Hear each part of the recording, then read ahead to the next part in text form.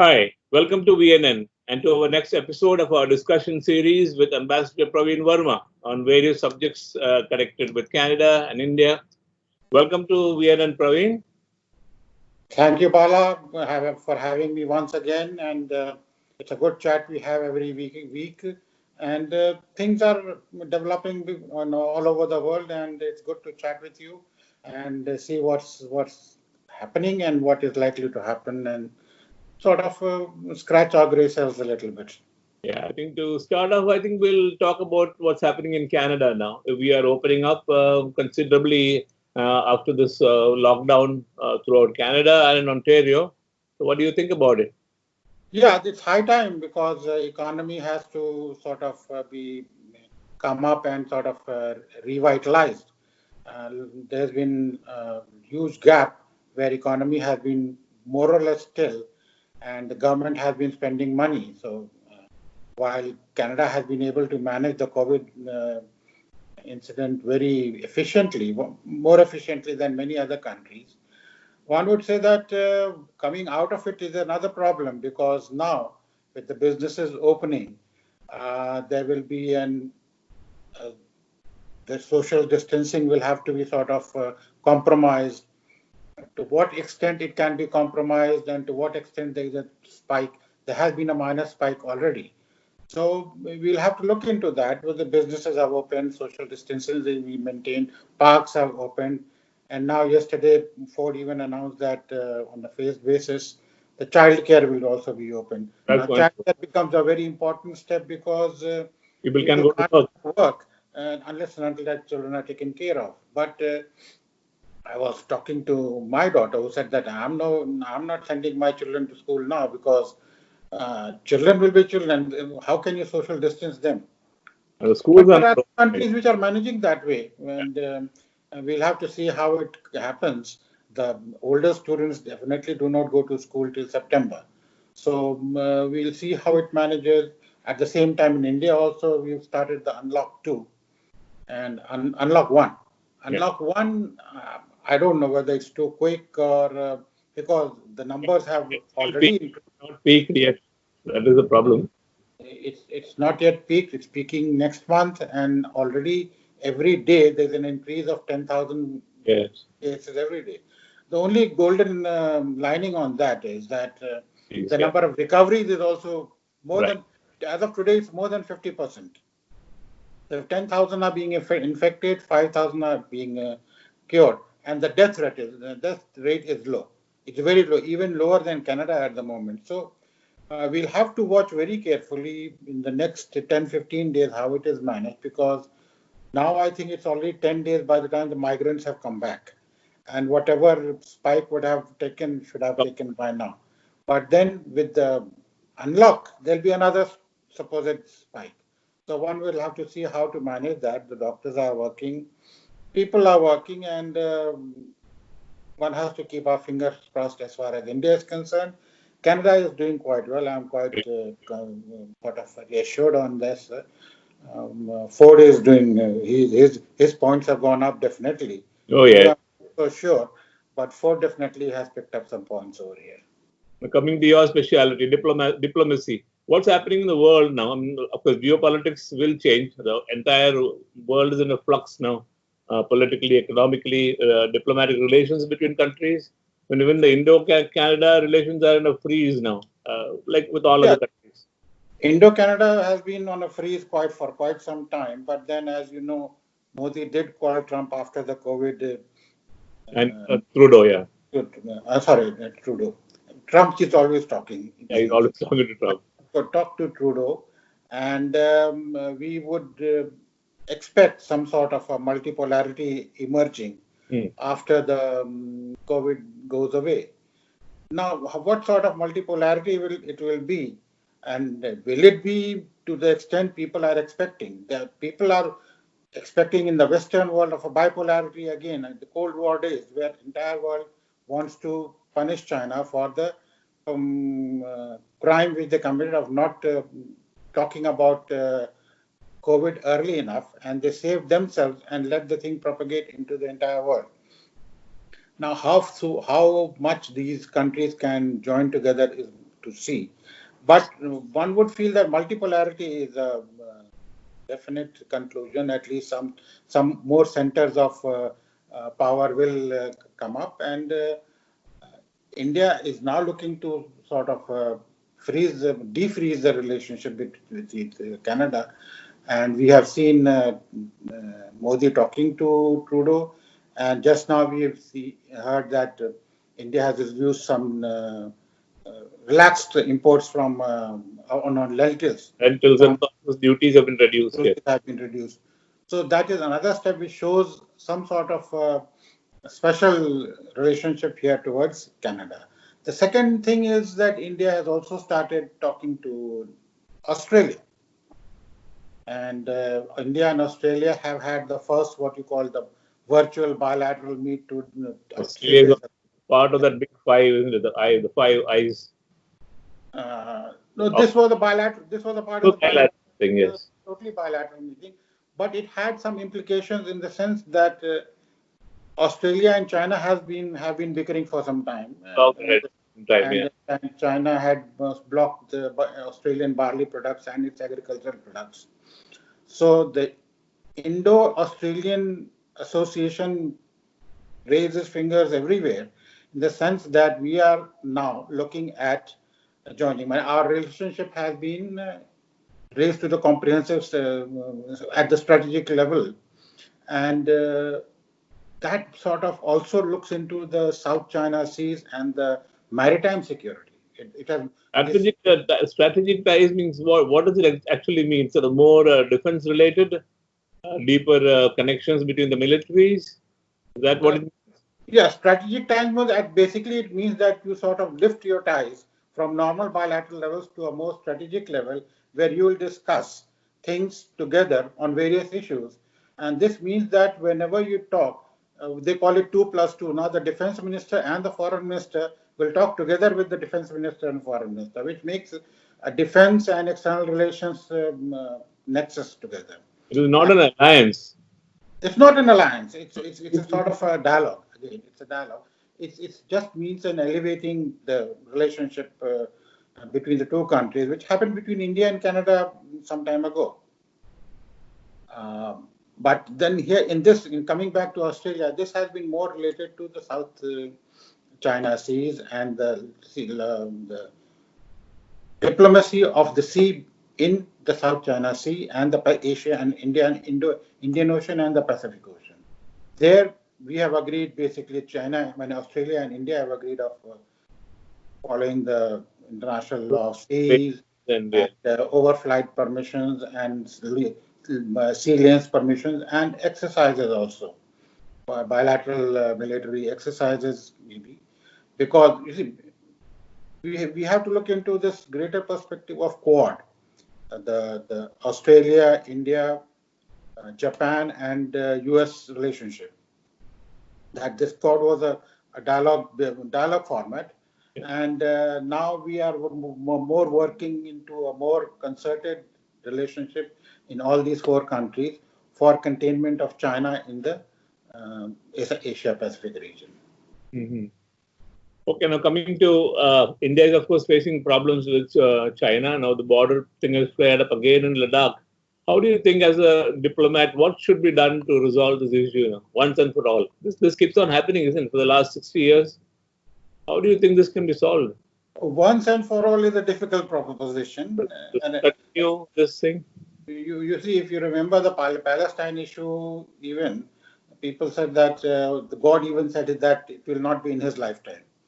So I don't know whether India-China border has not been demarcated from the very beginning, and even after that 62 war, the line of actual control is not a line. It's a zone. It's a zone of some kilometers, which both sides India claims the Chinese side and Chinese claim to the Indian side. Now what happens is that there is a movement of troops from that side to Indian side within the zone, generally within the zone. This time they came in a bit more inside the Indian zone itself. But then there is a fisticuffs and people just throw stones, and it's a strange situation because you see military people at high altitude sort of fighting with each other hand to hand, shots are not fired. There has been no military death after 1962 on the entire Indo-Chinese border. That respect has been there. There was a skirmish. So that part is being maintained. But then this time the Chinese have come a bit more ahead. And of course, the dialogue is going on. There was a dialogue on the 6th. They have been followed up, and there have been some very comforting responses from the Chinese side saying that we have come to a very mutually comfortable conclusions on the subject. But then it will all pan out. I don't see any quick solution to this border problem as such. The India-China border is a 6,000 kilometer zone, and Chinese have their own interest. And here, of course, the Chinese interest has been sort of they want activated because of various reasons. Number one, we sort of the 370 abrogation. It started from there. And we have declared when it came in the chain area, they thought it sort of was there. Then the other issue, the COVID issue, China is defensive at the moment, so it wants to posture so as to keep India engaged and not to fall into the other camps. Number two. Then there are other issues of India building the roads. India wanted to build its own infrastructure on the other side. China has done it long time ago. And now India is more or less completing its own borders and trade points with China. That has taken the Nepal side upset. But all these issues have been adding up for the Chinese, and they want to keep the matter sort of in the limelight and keep the Indians engaged so that But Pakistan? Pakistan has been threatening India always on if you trouble Chinese, you might face a war on two sides. War on two sides. So that will not happen, but the posturing by the Pakistanis is also there. The road which is coming in, the China-Pakistan economic corridor, that is also something which China has to look into. Once we have sort of consolidated Ladakh and Kashmir as our own territory, so there is another aspect. That's the threat anyway. Gilgit-Baltistan and POK and the Sipet corridor, India can. They plan to build a huge dam over there in that region. Yeah, which will destroy Pakistan. I don't see the border situation once for all happening, at least in your and my lifetime. What is this new thing with Nepal now? What they are also doing something, so just erupt suddenly. This is again, I would say, unfortunately, our army chief said something saying that this is at the behest of another country, which upset the Nepalese a lot. But politically, army staff shouldn't have said that because he's not supposed to be a political person. But you and I said that it is the Chinese hand is there, and there again the basic thing is the road which has been built up to the border, and that border point that was inaugurated by Rajnath Singh, and just after that the Chinese got upset. The Nepalese got upset. The Nepalese got upset first when last year I think we published a new map which showed which reconfirmed the borders which have not been disputed since independence and has been generally accepted. It's only when this border point, the road has been constructed and the road was inaugurated, when the Nepalese suddenly woke up. Now, Nepalese, we have a communist government at the moment, and they are being backed by, financially also backed by the Chinese. So one can see that influence. But then this is basically a political posturing by Nepal to sort of settle some scores. The original problem actually lies in this Kalapani lake or river, which we take the border as the tributary which is bordering Nepal, and Nepal wants the border to be the tributary which more on the western side. And our border road ends at in between those two areas, and therefore river keeps changing course, it seems. Yeah, basically like all rivers, the tributaries keep on changing. So that confusion is there at the moment. But I think that there also there'll be discussions, and that is an easier problem to solve. What next now? Between India and Canada, that's of course that has to be. I mean, both Canada and India are now facing this Chinese problem. China has been threatening Canada also with lots of. Yes. The Chinese might make Canadian life a bit difficult for this United Nations Security Council elections. Well, it's coming up now, and I think India will likely win because I think they have the unanimous support of all the Asian. All the Asia Pacific. The one seat is reserved for the Asia Pacific region, and they have the support. So India does not have a problem. Pakistan also said okay. Yeah, China and Pakistan also have said okay. Lack of option because Afghanistan, I think, put up its candidature and then withdrew. So there is no opposition. So really, they might at best abstain, do nothing about it. But Canada has two opponents, Norway and Ireland. That's going to be a tough sell, yeah. Yeah, and Norway is also more or less is what the public pronouncements are there. Norway is more or less certain to get in. It's a struggle between Ireland and Canada. And what will be the Chinese position on this will depend. Do they have a vote too? Do the Chinese have a vote on this? No. Chinese don't have a vote, but Chinese have an influence. Chinese have bought up so many countries. And I've lived in countries where Chinese have virtually bought up the economy. In Africa, in Latin America, and then now you find this Djibouti being bought off and the island in Maldives being bought off. The string of pearls which is and China is building around India. This is a North America-Europe seat, isn't it? I mean, why is Trudeau lobbying African countries? How do they what role do they play? You see, the voting, all the members vote. Oh, I see. Okay. Voting, all the members vote, but he represents the Eastern Europe and America group. That is one. Basically, one would say the developed countries, including the Eastern European group. Okay. So these are the countries, and of course, USA and all. They are P5, so they are permanent members. So they are not the countries also get a chance to vote for this. Yeah, pardon? The African countries also vote for this. Yeah, every country in the world. Lobbying now. Yesterday he called the Liberian president, and before that he called some many African countries. Trudeau has been calling their leaders. Yeah, he was to travel to Africa before this COVID struck. If the COVID had not happened, Trudeau would have gone to Africa and Latin America or somewhere. He had plans to visit all these places to ask for votes. Yes, but that got now he is doing video conferencing and talking to them.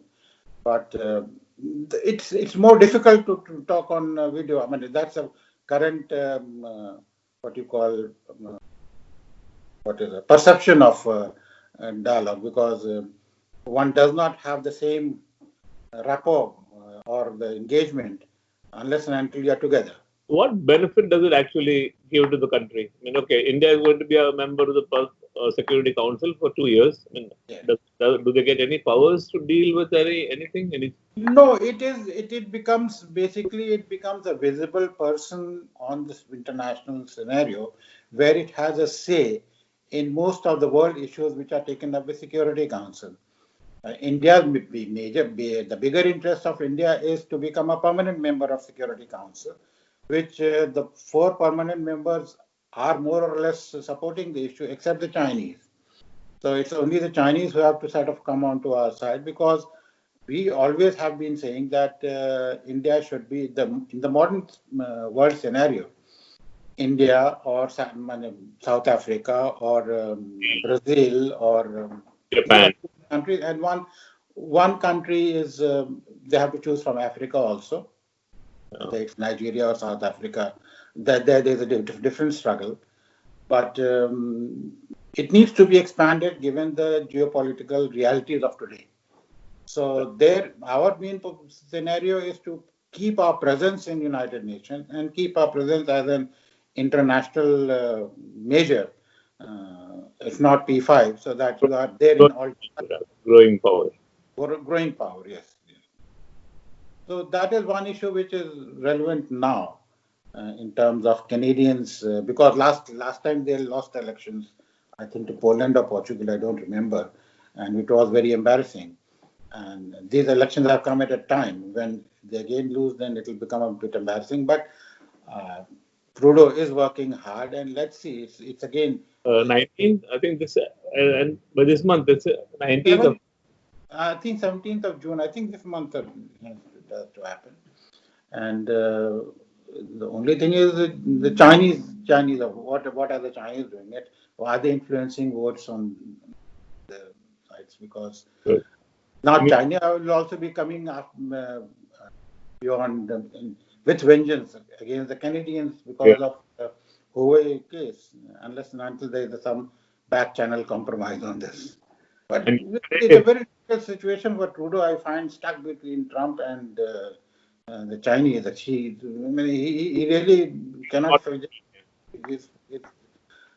Americans he cannot deny, and again he says the judiciary has to take its own course on its democratic level, and the Chinese have their own say.